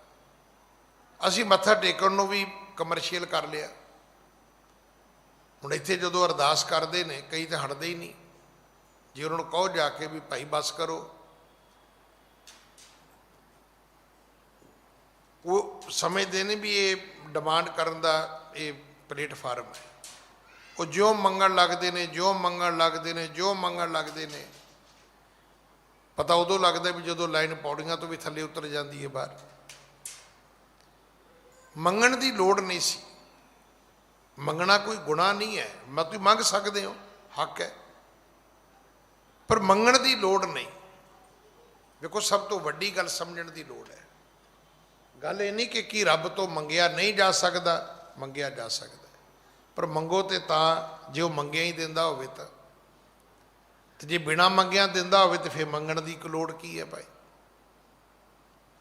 ਅਣ ਮੰਗਿਆ ਦਾਨ ਦੇਵਣਾ, ਇਹ ਉਹਦਾ ਬਿਰਧ ਹੈ। ਉਹ ਵਿਣ ਬੋਲਿਆ ਸਭ ਕੁਛ ਜਾਣਦਾ, ਇਹ ਉਹਦੀ ਅਜ਼ਮਤ ਹੈ। ਉਹਦੇ ਅੱਗੇ ਖਲੋ ਕੇ ਬੋਲਣ ਦੀ ਲੋੜ ਨਹੀਂ ਹੈ। ਉਹ ਘਟ ਘਟ ਕੇ ਅੰਤਰ ਕੀ ਜਾਣਤ, ਭਲੇ ਬੁਰੇ ਕੀ ਪੀਰ ਪਛਾਨਤ। ਉਹਨੂੰ ਪਤਾ ਹੈ ਕਿੰਨੇ ਕਾਪਾ ਚੰਗੇ ਆ, ਕਿੰਨੇ ਕਾਪਾ ਮਾੜੇ ਆ। ਉਹ ਤੇ ਸਾਡੇ ਅੰਦਰ ਦੀਆਂ ਵੀ ਜਾਣਦਾ, ਬਾਹਰ ਦੀ ਤਾਂ ਛੱਡੋ। ਹਾਂਜੀ। ਸੁਣ ਕਰ ਸ਼੍ਰੀ ਗੁਰ ਪਰਮ ਉਦਾਰਾ, ਤਹਿ ਛਿਨ ਏਕ ਸਲੋਕ ਉਚਾਰਾ। ਤਦੋਂ ਗੁਰੂ ਨਾਨਕ ਦੇ ਪਿਤਾ ਜੀ ਨੇ ਭਾਈ ਮਰਦਾਨੇ ਨੂੰ ਉਪਦੇਸ਼ ਦਿੱਤਾ ਸੀ। ਹਾਂਜੀ। ਜਿਤ ਮੋਹ ਮਿਲੈ ਮੁਮਾਰਖੀ, ਲੱਖ ਲੱਖ ਮੇਲਨ ਅਸੀਸ। ਆਖਿਆ ਮਰਦਾਨਿਆ, ਜਿਸ ਮੂੰਹ ਤੇ ਲੱਖਾਂ ਅਸੀਸਾਂ ਮਿਲਣ, ਵਧਾਈਆਂ ਮਿਲਣ। ਹਾਂਜੀ। ਸੇ ਮੁਖ ਰੋਂਦੇ ਡਿਠ ਮੈਂ, ਮਿਲ ਮਿਲ ਪਿਟਨ ਸੀਸ। ਉਹੀ ਮੂੰਹ ਜਿਹੜੇ ਵਧਾਈਆਂ ਅਸੀਸਾਂ ਕਬੂਲਦੇ ਨੇ, ਸਤਿਗੁਰੂ ਕਹਿੰਦੇ ਅਸੀਂ ਉਹ ਮੂੰਹ ਰੋਂਦੇ ਵੇਖੇ ਨੇ। ਉਸੇ ਮੂੰਹ ਨਾਲ ਹੀ ਪਿੱਟ ਸਿਆਪਾ ਕਰਦੇ ਲੋਕ ਵੇਖੇ ਨੇ। ਹਾਂਜੀ। ਇਸ ਪ੍ਰਕਾਰ ਕਹਿ ਕਏ ਜਗ ਸਾਈ, ਆਨ ਥਾਨ ਗਮਣੇ ਮਨ ਭਾਈ। ਇਉਂ ਕਹਿ ਕੇ ਸਤਿਗੁਰੂ ਉੱਥੋਂ ਅੱਗੇ ਚੱਲ ਪਏ। ਇਸ ਵਣਜਾਰਿਆਂ ਦੇ ਪਿੰਡ ਤੋਂ ਸਤਿਗੁਰੂ ਜੀ ਨੇ ਪ੍ਰਸਥਾਨ ਕੀਤਾ। ਹਾਂਜੀ। ਮਨਜ ਅਨੇਕ ਉਦਾਹਰਨ ਕਾਰਨ, ਵਿਚਰਤ ਭੇਜਗ ਦੰਭ ਬਿਦਾਰਨ। ਅਸਲ ਵਿੱਚ ਸਤਿਗੁਰੂ ਪਖੰਡ ਨੂੰ ਮਕਾਉਣ ਆਏ ਸਨ। ਸਤਿਗੁਰੂ ਜਿਹੜੀ ਸਾਡੇ ਵਿੱਚ ਪਖੰਡ ਬਿਰਤੀ ਹੈ, ਵਿਖਾਵੇ ਦੀ ਬਿਰਤੀ ਹੈ। ਅੱਜ ਤੁਸੀਂ ਵੇਖੋ ਜ਼ਿਆਦਾ ਅਡੰਬਰ ਹੀ ਇਸੇ ਗੱਲ ਦਾ ਹੈ। ਅਸੀਂ ਜੋ ਕੁਝ ਹੈਗੇ ਆ ਉਹ ਛਪਾਉਣ ਤੇ ਲੱਗੇ ਹੋਏ ਆ। ਜੋ ਕੁਝ ਅਸੀਂ ਹੈ ਹੀ ਨਹੀਂ ਉਹ ਅਸੀਂ ਵਿਖਾਉਣ ਤੇ ਲੱਗੇ ਹੋਏ ਆ। ਅਸੀਂ ਅਮੀਰੀ ਸ਼ੋਅ ਕਰਦੇ ਆ, ਪਰ ਪੈਸਾ ਬੈਂਕ ਦਾ ਹੁੰਦਾ ਹੈ। ਤੁਸੀਂ ਯਕੀਨ ਕਰਨਾ, ਜਿਹੜੇ ਲੋਕ ਅਮੀਰ ਨੇ ਨਾ, ਮੈਂ ਕੱਲ ਕਿਤੇ ਬੈਠਾ ਸੀ, ਮੈਂ ਸੁਣ ਕੇ ਹੈਰਾਨ ਹੋ ਗਿਆ। ਉਹ ਕਹਿੰਦੇ ਜੀ ਅਮਕਾ ਆਦਮੀ ਹੈ ਕਿ ਉਹਦੇ ਕੋਲ ਪੈਸੇ ਨਹੀਂ ਹੈਗੇ। ਹੁਣ ਮੈਂ ਤੇ ਬੈਠਾ ਰਿਹਾ, ਉਹ ਭਰਾ ਡਿਸਕਸ਼ਨ ਕਰਦੇ ਸੀ, ਔਰ ਵਾਕਈ ਅਗਰ ਬਾਹਰ ਦੀ ਗੱਲ ਮੰਨੀਏ ਤੇ ਉਹ ਬੜੇ ਪੈਸੇ ਵਾਲੀ ਥਾਂ ਤੇ ਬੈਠਾ ਸੀ। ਕਹਿੰਦਾ ਵੀ ਉਹ ਤਨਖਾਹ ਲੇਟ ਫੇਟ ਦਿੰਦਾ ਹੈ ਬੰਦਿਆਂ ਨੂੰ। ਉਹ ਕਹਿੰਦਾ ਵੀ ਇਹ ਵੀ ਉਹਦਾ ਇੱਕ ਢੰਗ ਹੈ। ਕਹਿੰਦਾ ਉਹਦੇ ਕੋਲ ਗੱਡੀਆਂ ਵੀ ਪੁਰਾਣੀਆਂ ਨੇ। ਉਹ ਕਹਿੰਦਾ ਇਹ ਵੀ ਉਹਦਾ ਢੰਗ ਹੈ। ਜਿਹਦੇ ਕੋਲ ਪੈਸੇ ਨੇ ਉਹ ਲੁਕਾਉਂਦਾ ਫਿਰਦਾ ਹੈ, ਜਿਹਦੇ ਕੋਲ ਹੈ ਨਹੀਂ ਉਹ ਛੜਕਾਉਂਦਾ ਫਿਰਦਾ ਹੈ। ਉਹ ਬੈਂਕ ਦੇ ਪੈਸਿਆਂ ਨਾਲ ਹੀ ਸਰਦਾਰੀ ਸ਼ੋਅ ਕਰਦਾ ਰਹਿੰਦਾ ਹੈ।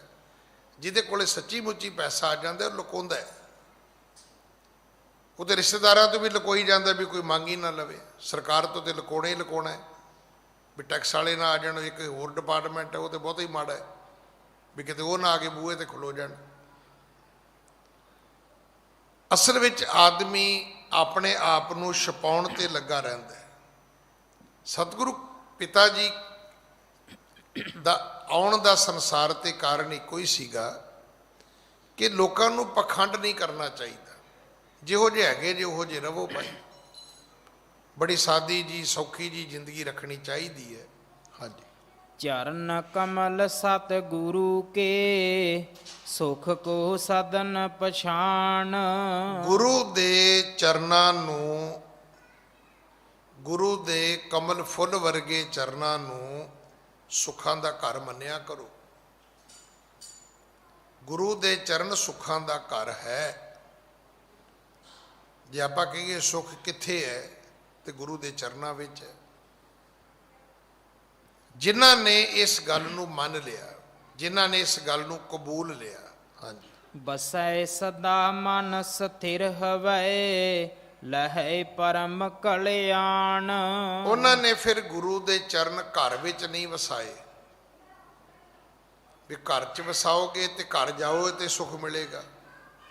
ਉਹਨਾਂ ਨੇ ਫਿਰ ਗੁਰੂ ਦੇ ਚਰਨ ਹਿਰਦੇ 'ਚ ਵਸਾ ਲਏ, ਕਿਉਂਕਿ ਹਿਰਦਾ ਤੇ 24 ਘੰਟੇ ਨਾਲ ਰਹਿਣਾ ਹੈ। ਤੁਸੀਂ ਨਾ ਕਈ ਆਦਮੀਆਂ ਨੂੰ ਵੇਖਿਆ ਹੋਏਗਾ, ਬੜੀਆਂ ਬੜੀਆਂ ਮਹਿੰਗੀਆਂ ਕਾਰਾਂ ਲੈਂਦੇ ਨੇ, ਕਈ ਕਈ ਕਰੋੜਾਂ ਦੀਆਂ। ਪੁੱਛ ਕੇ ਵੀ ਵੇਖਿਆ ਵੀ ਭਰਾ ਜੀ ਐਡੀ ਮਹਿੰਗੀ ਕਾਰ ਦਾ ਮੀਨਿੰਗ ਕੀ ਹੈ? ਅਗਰ 1.5-2 ਕਰੋੜ ਦੀ ਕਾਰ ਹੈ, 4 ਕਰੋੜ ਦੀ ਕਾਰ ਹੈ। ਉਹ ਕਹਿੰਦੇ ਗਿਆਨੀ ਜੀ ਅਸਲ ਗੱਲ ਇਹ ਹੈ ਵੀ ਘਰ ਤੇ ਜਾਈਦਾ 5-7 ਘੰਟੇ, ਸਾਡੀ ਤੇ ਸਾਰੀ ਜ਼ਿੰਦਗੀ ਕਾਰ 'ਚ ਨਿਕਲਦੀ ਹੈ ਵੀ ਸਾਰਾ ਦਿਨ ਤੇ ਸਫ਼ਰ ਕਰੀਦਾ। ਹੁਣ ਜਿਹਨੂੰ ਇਹ ਪਤਾ ਲੱਗ ਗਿਆ ਵੀ ਗੁਰੂ ਦੇ ਚਰਨਾਂ 'ਚ ਸੁੱਖ ਹੈ, ਉਹ ਗੁਰੂ ਦੇ ਚਰਨ ਘਰ 'ਚ ਨਹੀਂ ਵਸਾਉਂਦਾ, ਉਹ ਗੁਰੂ ਦੇ ਚਰਨਾਂ ਨੂੰ ਆਪਣੇ ਹਿਰਦੇ 'ਚ ਵਸਾਉਂਦਾ ਹੈ। ਘਰ ਤੋਂ 6 ਘੰਟੇ ਜਾਏਗਾ, 18 ਘੰਟੇ ਤੋਂ ਉਹਨੇ ਬਾਹਰ ਹਿਰਦੇ 'ਚ ਰਹਿਣਾ ਹੈ ਨਾ। ਅਗਰ ਹਿਰਦੇ 'ਚ ਗੁਰੂ ਦੇ ਚਰਨ ਵਸ ਗਏ ਤਾਂ ਇਹਦਾ ਅਰਥ ਕੀ ਹੈ? 24 ਘੰਟੇ ਹੀ ਆਨੰਦ ਹੋ ਗਿਆ। ਇਸੇ ਕਰਕੇ ਅਸੀਂ ਜੇ ਮੰਨ ਲਿਆ ਕਿ ਘਰ ਵਿੱਚ ਸੁੱਖ ਹੈ, ਤੇ ਤੁਸੀਂ ਯਕੀਨ ਕਰਨਾ ਜਦੋਂ ਅਸੀਂ ਘਰ ਜਾਂਦੇ ਕੋਈ ਸਾਨੂੰ ਫੋਨ ਕਰਦਾ ਹੈ ਨਾ, ਅਸੀਂ ਕੀ ਕਹਿੰਦੇ ਆ? ਉਹ ਖਲੋ ਜਾ ਭਰਾਵਾ, ਜੇ ਹੁਣ ਮੈਂ ਘਰ ਆਇਆ। ਇਹਦਾ ਮਤਲਬ ਬਾਹਰ ਸੜ ਸਤੀ ਸੀ, ਬਾਹਰ ਸੁੱਖ ਨਹੀਂ ਸੀਗਾ। ਹੁਣ ਉਹ ਥੋੜ੍ਹੇ ਜਿਹੇ ਕੱਪੜੇ ਚੇਂਜ ਕਰੇਗਾ, ਸੋਫੇ 'ਤੇ ਬਵੇਗਾ, ਕੋਈ ਪਾਣੀ ਪੀਏਗਾ। ਕਿ ਉਹਨੇ ਪਾਣੀ ਪੀਤਾ ਹੀ ਨਹੀਂ ਸਵੇਰ ਦਾ? ਕਿ ਉਹ ਸੋਫੇ 'ਤੇ ਬੈਠਾ ਹੀ ਨਹੀਂ ਸਵੇਰ ਦਾ? ਸਗੋਂ ਟੌਰ ਦੇ ਕੱਪੜੇ ਪਾ ਕੇ ਉਹ ਸੁਖੀ ਨਹੀਂ ਹੋਇਆ। ਹੁਣ ਥੋੜ੍ਹੇ ਜਿਹੇ ਕੱਪੜੇ ਉਤਾਰੇਗਾ ਤੇ ਫਿਰ ਕਵੇਗਾ ਸੁੱਖ ਦਾ ਸਾਹ ਆਇਆ। ਕਵੀ ਜੀ ਇੱਥੇ ਗੁਰੂ ਦਾ ਮੰਗਲ ਕਰਦਿਆਂ ਕਹਿੰਦੇ ਨੇ, ਭਾਈ ਜਿਨ੍ਹਾਂ ਨੂੰ ਸਮਝ ਆ ਗਈ ਕਿ ਗੁਰੂ ਦੇ ਚਰਨਾਂ ਵਿੱਚ ਸੁੱਖ ਹੈ, ਉਹਨਾਂ ਨੇ ਗੁਰੂ ਦੇ ਚਰਨਾਂ ਨੂੰ ਘਰ ਵਿੱਚ ਨਹੀਂ ਵਸਾਇਆ, ਉਹਨਾਂ ਨੇ ਫਿਰ ਗੁਰੂ ਦੇ ਚਰਨਾਂ ਨੂੰ ਆਪਣੇ ਹਿਰਦੇ ਵਿੱਚ ਵਸਾਇਆ ਕਿ ਸੁੱਖ ਤਾਂ 24 ਘੰਟੇ ਹੀ ਬਣਿਆ ਰਹਿਣਾ ਚਾਹੀਦਾ। ਉਹ ਬਸੈ ਸਦਾ ਮਨ ਸਥਿਰ ਹਵੈ, ਲਹੈ ਪਰਮ ਕਲਿਆਣ। ਤੇ ਜਿੱਥੇ ਗੁਰੂ ਦੇ ਚਰਨ ਵਸ ਜਾਣ ਉੱਥੇ ਮੁਕਤੀ ਹੈ, ਉੱਥੇ ਮੋਕਸ਼ ਹੈ, ਉੱਥੇ ਕਲਿਆਣਤਾ ਹੈ, ਉੱਥੇ ਕੋਈ ਬੰਧਨ ਨਹੀਂ ਹੈ, ਉੱਥੇ ਕੋਈ 84 ਲੱਖ ਜੂਨਾਂ ਦੇ ਗੇੜ ਨਹੀਂ, ਕੋਈ ਆਵਾਗਮਨ ਨਹੀਂ ਹੈ। ਹਾਂਜੀ। ਸ਼੍ਰੀ ਅੰਗਦ ਸੁਣੀਐ ਗੁਣ ਭਵਨੰ, ਤਹਿ ਤੇ ਕੀਨ ਗੁਰੂ ਪੁਨ ਗਵਨੰ। ਇਹ ਭਰਤ ਖੰਡ ਸਤਿਗੁਰੂ ਆਏ ਤੇ ਜੰਮੂ ਉਤਰੇ, ਜੰਮੂ ਤੋਂ ਚੱਲੇ ਤੇ ਵਣਜਾਰਿਆਂ ਦਾ ਪਿੰਡ ਆ ਗਿਆ। ਹੁਣ ਇੱਥੋਂ ਸਤਿਗੁਰੂ ਜੀ ਫਿਰ ਅੱਗੇ ਚੱਲੇ। ਹੇ ਗੁਰੂ ਅੰਗਦ ਸਾਹਿਬ, ਅਗਲੀ ਕਥਾ ਆਪ ਜੀ ਸੁਣੋ। ਇਹ ਜ਼ਰੂਰ ਚੇਤਾ ਰੱਖਣਾ, ਜਿਹੜੀ ਕਥਾ ਆਪਾਂ ਇੱਥੇ ਬਹਿ ਕੇ ਸੁਣ ਰਹੇ ਹਾਂ, ਇਹ ਕਥਾ ਕਦੇ ਗੁਰੂ ਅੰਗਦ ਸਾਹਿਬ ਨੇ ਖਡੂਰ ਸਾਹਿਬ ਬਹਿ ਕੇ ਸੁਣੀ ਸੀ। ਇਹ ਉਦੋਂ ਜਨਮ ਸਾਖੀ ਲਿਖੀ ਗਈ। ਗੁਰੂ ਅੰਗਦ ਸਾਹਿਬ ਨੇ ਕਿਹਾ ਸੀ ਵੀ ਮੈਨੂੰ ਕੋਈ ਗੁਰੂ ਨਾਨਕ ਦੀ ਕਥਾ ਸੁਣਾਓ। ਇਹ ਉਹ ਸਾਖੀ ਹੈ। ਆਖਿਆ, ਹੇ ਗੁਰੂ ਅੰਗਦ ਸਾਹਿਬ, ਸ਼੍ਰੀ ਅੰਗਦ ਸੁਣੀਐ ਗੁਣ ਭਵਨੰ, ਤਹਿ ਤੇ ਕੀਨ ਗੁਰੂ ਪੁਨ ਗਵਨੰ। ਵਣਜਾਰਿਆਂ ਦੇ ਪਿੰਡ ਤੋਂ ਸਤਿਗੁਰੂ ਜੀ ਨੇ ਅੱਗੇ ਗਵਨ ਕੀਤਾ, ਚੱਲੇ ਨੇ। ਹਾਂਜੀ। ਲਾਭਪੁਰ ਕੇ ਜਬ ਗਏ ਸਮੀਪਾ, ਕਰੀ ਸਥਿਤ ਬੇਦੀ ਕੁਲ ਦੀਪਾ। ਅੱਗੇ ਆ ਗਿਆ ਲਾਹੌਰ, ਤੇ ਲਾਹੌਰ ਦੇ ਬਾਹਰ ਸਤਿਗੁਰੂ ਜੀ ਨੇ ਜਾ ਕੇ ਆਪਣਾ ਵਾਸਾ ਕਰ ਲਿਆ। ਇਹ ਸੁਭਾਅ ਹੈ ਸਤਿਗੁਰੂ ਦਾ, ਹਮੇਸ਼ਾ ਨਗਰੀ ਤੋਂ ਬਾਹਰ ਬੈਠਦੇ ਨੇ। ਉਹਨਾਂ ਨੂੰ ਆਪਣੀ ਕਰਨੀ ਦਾ ਜਿਹੜਾ ਸੀ, ਇਹ ਪ੍ਰਤਾਪ ਸੀ, ਪਤਾ ਸੀ ਇਸ ਗੱਲ ਦਾ ਕਿ ਉਹ ਨਗਰੀ ਤੋਂ ਬਾਹਰ ਜਾ ਕੇ ਲਾਹੌਰ ਦੇ ਬੈਠੇ ਨੇ। ਹਾਂਜੀ। ਦੁਨੀ ਚੰਦ ਤਹਿ ਬਣੀਆਂ ਭਾਰੀ, ਗੁਰ ਕੀਰਤ ਤਿਸ ਸੁਣੀ ਅਗਾਰੀ। ਲਾਹੌਰ ਦੇ ਵਿੱਚ ਇੱਕ ਵੱਡਾ ਬਣੀਆਂ ਸੀ, ਬਾਣੀਆਂ, ਉਹਦਾ ਨਾਂ ਸੀ ਦੁਨੀ ਚੰਦ। ਉਹਨੂੰ ਕਿਸੇ ਨੇ ਜਾ ਕੇ ਦੱਸਿਆ ਵੀ ਦੁਨੀ ਚੰਦ, ਕਿਸੇ ਨੇ ਨਾਨਕ ਤਪਾ ਕਿਹਾ ਹੋਏਗਾ, ਨਾਨਕ ਨਿਰੰਕਾਰੀ ਕਿਹਾ ਹੋਏਗਾ, ਜਾਂ ਕੋਈ ਸਾਧੂ ਮਹਾਤਮਾ ਕਿਹਾ ਹੋਏਗਾ। ਆਖਿਆ, ਦੁਨੀ ਚੰਦਾ, ਲਾਹੌਰ ਦੇ ਬਾਹਰ ਕੋਈ ਸੰਤ ਆਏ ਨੇ। ਹਾਂਜੀ। ਤਹਿ ਦਿਨ ਕੀਨੋ ਸ਼ਰਾਧ ਬਿਸਾਲਾ, ਪਿਤ ਕੀ ਬਰਸੀਨੀ ਲੱਖ ਕਾਲਾ। ਅੱਜ ਉਸ ਦੁਨੀ ਚੰਦ ਨੇ ਆਪਣੇ ਘਰ ਸਰਾਧ ਕੀਤਾ, ਆਪਣੇ ਪਿਤਾ ਦੀ ਬਰਸੀਣੀ, ਬਰਸੀ, ਬਰਸੀ ਤੋਂ ਬਰਸੀਣੀ ਹੋ ਗਿਆ। ਉਹਨੇ ਆਪਣੇ ਪਿਤਾ ਦੀ ਬਰਸੀ ਜਾਣ ਕੇ, ਪਿਤਾ ਦੇ ਮਰਨ ਵਾਲਾ ਦਿਨ ਜਾਣ ਕੇ ਸਰਾਧ ਕੀਤਾ। ਪਿਤਾ ਦੇ ਨਿਮਿਤ ਰੋਟੀ ਕਰਨੀ, ਉਹਨੂੰ ਸਰਾਧ ਕਹਿੰਦੇ ਆਪਾਂ। ਹਾਂਜੀ। ਸੁਨ ਕਰ ਆਗਮ ਕਿਰਪਨ ਕੀਤਾ, ਸੋ ਆਵਾਲੇ ਨੇ ਕੇਤਾ। ਸ਼ਾਇਦ ਉਹਨੂੰ ਇਹੀ ਪਤਾ ਲੱਗਿਆ ਵੀ ਗੁਰੂ ਨਾਨਕ ਆਏ ਨੇ। ਉਹ ਫਿਰ ਆਪ ਘਰੋਂ ਚੱਲ ਕੇ ਗਿਆ, ਕਹਿਣ ਲੱਗਾ, ਜੀ ਬਾਹਰ ਕਿਉਂ ਬੈਠੇ ਹੋ, ਮੇਰੇ ਘਰ ਚਰਨ ਪਾਓ, ਘਰ ਕਿਰਪਾ ਕਰੋ। ਹਾਂਜੀ। ਪਦ ਅਰਬਿੰਦ ਸੁਬੰਧਨ ਕੀਨਾ, ਬਿਨੈ ਪਣੀ ਬਹੁਇਓ ਦੀਨਾ।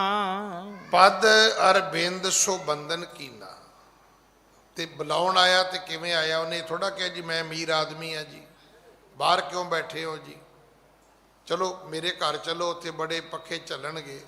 ਨਹੀਂ, ਪਹਿਲਾਂ ਆ ਕੇ ਉਹਨੇ ਮੱਥਾ ਟੇਕਿਆ। ਮੈਂ ਅਕਸਰ ਬੇਨਤੀ ਕਰਦਾ, ਮੱਥਾ ਟੇਕਣਾ ਕੀ ਹੈ? ਕਿਸੇ ਦੀ ਵੀ ਇੱਜ਼ਤ ਕਰਨੀ ਹੋਵੇ, ਕਿਸੇ ਦਾ ਸਨਮਾਨ ਕਰਨਾ ਹੋਵੇ, ਮੱਥਾ ਟੇਕਣ ਤੋਂ ਵੱਧ ਹੋਰ ਕੋਈ ਤਰੀਕਾ ਹੈ ਹੀ ਨਹੀਂ। ਤੁਸੀਂ ਲੱਖਾਂ ਕਰੋੜਾਂ ਅਰਬਾਂ ਦੇ ਗਿਫਟ ਵੀ ਦਿਓ, ਪਰ ਜੇ ਤੁਸੀਂ ਉਹਦੇ ਪੈਰੀਂ ਹੱਥ ਲਾ ਦੋਗੇ, ਉਹ ਕਦੇ ਨਹੀਂ ਭੁੱਲੇਗਾ, 50 ਜਗ੍ਹਾ ਕਹੇਗਾ ਕਿ ਉਹਨੇ ਮੇਰੇ ਪੈਰੀਂ ਹੱਥ ਲਾਇਆ। ਹਿੰਦੁਸਤਾਨ ਦੇ ਰਾਸ਼ਟਰਪਤੀ ਨੇ ਇਹ ਗੱਲ ਮੈਨੂੰ ਡਾਕਟਰ ਮਰਵਾ ਨੇ ਖੁਦ ਦੱਸੀ ਹੈ। ਅੱਜ ਵੀ ਜਿਉਂਦਾ ਅਮਰੀਕਾ ਦੇ ਵਿੱਚ। ਪਹਿਲਾ ਸਿੱਖ ਗੁਰਦੁਆਰਾ ਉਹਨੇ ਬਣਾਇਆ ਸੀ ਅਮਰੀਕਾ 'ਚ, LA ਦੇ ਵਿੱਚ। ਇਹ ਗੱਲ 1962 ਦੀ ਹੈ, ਮੈਂ ਤਾਂ ਜੰਮਿਆ ਵੀ ਨਹੀਂ ਸੀ ਉਦੋਂ। ਇੱਕ ਵੇਲਾ ਸੀ ਉਹਦੇ ਆਪਣੇ ਘਰ ਵਿੱਚ ਹੀ ਗੁਰਦੁਆਰਾ ਬਣਦਾ ਹੁੰਦਾ ਸੀ, ਫਿਰ ਉਹਨੇ ਆਪਣਾ ਘਰ ਸ਼ਿਫਟ ਕਰ ਲਿਆ ਤੇ ਆਪਣੇ ਘਰ ਨੂੰ ਹੀ ਗੁਰਦੁਆਰੇ ਦੇ ਵਿੱਚ ਸ਼ਿਫਟ ਕਰ ਦਿੱਤਾ। ਉਹਦੇ ਪਿਤਾ ਨੇ ਕਿਸੇ ਵੇਲੇ ਹਿੰਦੁਸਤਾਨ ਦੇ ਜਿਹੜੇ ਰਾਸ਼ਟਰਪਤੀ ਬਣਿਆ ਸੀ, ਕਦੇ ਉਹਦੀ ਪਰਵਰਿਸ਼ ਕੀਤੀ ਸੀ। ਤੇ ਉਹ ਜਦੋਂ ਬਤੌਰ ਰਾਸ਼ਟਰਪਤੀ ਅਮਰੀਕਾ ਗਿਆ ਤੇ ਡਾਕਟਰ ਮਰਵਾ ਕਹਿੰਦੇ ਮੇਰੇ ਫਾਦਰ ਸਾਹਿਬ ਜਿਉਂਦੇ ਸੀ, ਤੇ ਕਹਿੰਦੇ ਉਹਨੇ ਪੈਰੀਂ ਹੱਥ ਲਾਇਆ, ਤੇ ਜਿਹੜਾ ਉਹਦਾ ਪ੍ਰੋਟੋਕਾਲ ਅਫਸਰ ਸੀ ਉਹਨੇ ਕਿਹਾ ਸਰ ਤੁਸੀਂ ਇਹ ਨਹੀਂ ਕਰ ਸਕਦੇ। ਤੇ ਕਹਿੰਦਾ, ਉਹਨੇ ਕਿਹਾ ਵੀ ਤੂੰ ਮੈਨੂੰ ਨਹੀਂ ਸਮਝਾਏਗਾ ਮੈਂ ਕੀ ਕਰ ਸਕਦਾ, ਮੈਂ ਕੀ ਨਹੀਂ ਕਰ ਸਕਦਾ, ਇਹ ਮੈਨੂੰ ਪਤਾ ਮੈਂ ਕੀ ਕਰ ਸਕਦਾ। ਦੇਖੋ ਠੀਕ ਹੈ, ਰਾਸ਼ਟਰਪਤੀ ਦਾ ਇੱਕ ਆਪਣਾ ਪ੍ਰੋਟੋਕਾਲ ਹੈ ਕਿ ਉਹ ਪਬਲਿਕਲੀ ਇਦਾਂ ਨਹੀਂ ਕਰ ਸਕਦਾ, ਪਰ ਉਹਨੇ ਫਿਰ ਵੀ ਕੀਤਾ, ਉਹਨੇ ਪੈਰੀਂ ਹੱਥ ਲਾਇਆ। ਉਹ ਕਹਿੰਦਾ ਇਹ ਨਾ ਹੁੰਦਾ ਤੇ ਮੈਂ ਨਹੀਂ ਸੀ ਹੋਣਾ। ਕਦੇ ਵਕਤ ਸੀ ਵੀ 6 ਸਾਲ ਦੀ ਉਮਰ ਦੇ ਵਿੱਚ ਉਸ ਬੱਚੇ ਨੂੰ ਉਹਨਾਂ ਨੇ ਆਪਣੇ ਘਰ ਵਿੱਚ ਰੱਖਿਆ ਸੀ, ਤੇ ਵਕਤ ਆਇਆ ਤਾਂ ਰਾਸ਼ਟਰਪਤੀ ਬਣ ਗਿਆ। ਤਾਂ ਪੈਰੀਂ ਹੱਥ ਲਾਉਣ ਤੋਂ, ਮੱਥਾ ਟੇਕਣ ਤੋਂ ਵੱਡੀ ਰਿਸਪੈਕਟ ਕੋਈ ਨਹੀਂ ਹੈ। ਦੁਨੀ ਚੰਦ ਗਿਆ ਤੇ ਸਤਿਗੁਰਾਂ ਨੂੰ ਲੈਣ ਸੀ। ਸਾਡੇ ਵਰਗਾ ਮੂਰਖ ਹੁੰਦਾ ਤੇ ਨੌਕਰ ਨੂੰ ਘੱਲਦਾ, ਤੇ ਉਹ ਨੌਕਰ ਨੇ ਕਹਿਣਾ ਜੀ ਬੜੀ ਵੱਡੀ ਪਾਰਟੀ ਹੈ ਗਿਆਨੀ ਜੀ ਚੱਲੋ, ਤੇ ਮੇਰੇ ਵਰਗੇ ਨੇ ਕਹਿਣਾ ਸੀ ਮੈਂ ਤਾਂ ਲੱਭਦਾ ਫਿਰਦਾ। ਦੁਨੀ ਚੰਦ ਖੁਦ ਗਿਆ। ਮੈਂ ਤੇ ਕਹਾਂਗਾ ਉਹਦੇ ਭਾਗ ਹੀ ਬੜੇ ਚੰਗੇ ਸੀ। ਅੱਗੇ ਕਥਾ ਸੁਣਾਂਗੇ ਆਪਾਂ, ਸ਼ਾਇਦ ਅੱਜ ਤੱਕ ਕਥਾ ਪੂਰੀ ਨਹੀਂ ਹੋ ਪਾਏਗੀ। ਖੁਦ ਗਿਆ ਤੇ ਜਾ ਕੇ ਸਤਿਗੁਰਾਂ ਨੂੰ ਮੱਥਾ ਟੇਕਿਆ। ਸੁਣ ਕਰ ਆਗਮ ਕਿਰਪਾ ਨਕੇਤਾ, ਸੋ ਆਵਾ ਲੈਣੇ ਕੇ ਹੇਤਾ, ਪਦ ਅਰਬਿੰਦ ਸੋ ਬੰਧਨ ਕੀਨੀ, ਬਿਨੇ ਭਨੀ ਬਹੁ ਹੋਇਓ ਦੀਨਾ। ਮੱਥਾ ਟੇਕਿਆ, ਬੜੀ ਅਧੀਨਗੀ ਵਿੱਚ ਹੱਥ ਜੋੜ ਕੇ ਬੇਨਤੀਆਂ ਕੀਤੀਆਂ। ਹਾਂਜੀ। ਪੂਰਨ ਪੁਰਖ ਲਖੋ ਹਮ ਪ੍ਰੀਤਾ, ਚਲੋ ਸਦਨ ਕੋ ਕਰੋ ਪੁਨੀਤਾ। ਪੂਰਨ ਪੁਰਖ ਲਖੋ ਹਮ ਪ੍ਰੀਤਾ। ਕਹਿਣ ਲੱਗਾ, ਹੇ ਪੂਰਨ ਪੁਰਖ ਕਿਰਪਾ ਕਰੋ, ਮੈਂ ਤੁਹਾਡੇ ਚਰਨਾਂ ਨਾਲ ਪ੍ਰੇਮ ਕਰਦਾ, ਪਿਆਰ ਕਰਦਾ, ਤੇ ਚਲੋ ਸਦਨ ਕੋ ਕਰੋ ਪੁਨੀਤਾ। ਤੇ ਜੇ ਆਪ ਜੀ ਚੱਲੋ ਤੇ ਮੇਰਾ ਘਰ ਪਵਿੱਤਰ ਹੋ ਜਾਏਗਾ। ਉਹਨੇ ਨਹੀਂ ਕਿਹਾ ਵੀ ਮੇਰਾ ਘਰ ਬੜਾ ਵੱਡਾ ਹੈ ਜੀ, ਉੱਥੇ ਬੜੀ ਫੈਸਿਲਿਟੀ ਹੈ ਜੀ, ਨਾ। ਉਹਨੇ ਕਿਹਾ ਤੁਹਾਡੇ ਚਰਨ ਪੈਣਗੇ ਤੇ ਮੇਰਾ ਘਰ ਪਵਿੱਤਰ ਹੋਏਗਾ। ਹਾਂਜੀ। ਤੇ ਹੈ ਬਲੋਕ ਕੈ ਪ੍ਰੇਮ ਵਿਸਾਲਾ, ਗਮਨ ਕੀਓ ਉਠ ਸੰਗ ਕਿਰਪਾਲਾ। ਕਿਉਂਕਿ ਜਿਹੜਾ ਗੋਬਿੰਦ ਹੈ ਉਹ ਭਾਉ ਭਗਤ ਦਾ ਭੁੱਖ ਹੈ। ਉਹਦੇ ਪਿਆਰ ਨੂੰ ਵੇਖਿਆ ਗੁਰੂ ਨਾਨਕ ਸਾਹਿਬ ਤੁਰਠ ਪਏ, ਉੱਠੇ ਨੇ ਤੇ ਦੁਨੀ ਚੰਦ ਦੇ ਘਰ ਚੱਲਣ ਵਾਸਤੇ ਤੁਰੇ ਨੇ। ਹਾਂਜੀ। ਹੁਤੋ ਸਦਨ ਜੋ ਅਦਕ ਬਚਿਤਰਾ, ਤਹਾਂ ਬਸਾਏ ਪਰਮ ਪਵਿੱਤਰਾ। ਬੜਾ ਬਚਿੱਤਰ ਘਰ ਸੀ ਉਹਦਾ, ਰੰਗ ਬਰੰਗਾ ਸੋਹਣਾ। ਬੜੇ ਅਦਬ ਨਾਲ ਦੁਨੀ ਚੰਦ ਨੇ ਸਤਿਗੁਰਾਂ ਨੂੰ ਆਪਣੇ ਘਰ ਵਿੱਚ ਆਸਣ ਦਿੱਤਾ। ਬੜੇ ਸੋਹਣੀ ਥਾਂ ਤੇ ਸਤਿਗੁਰਾਂ ਦੇ ਅਦਬ ਨਾਲ ਉਹਨੇ ਬੈਠਣ ਦਾ ਪ੍ਰਾਧਾਨ ਕੀਤਾ।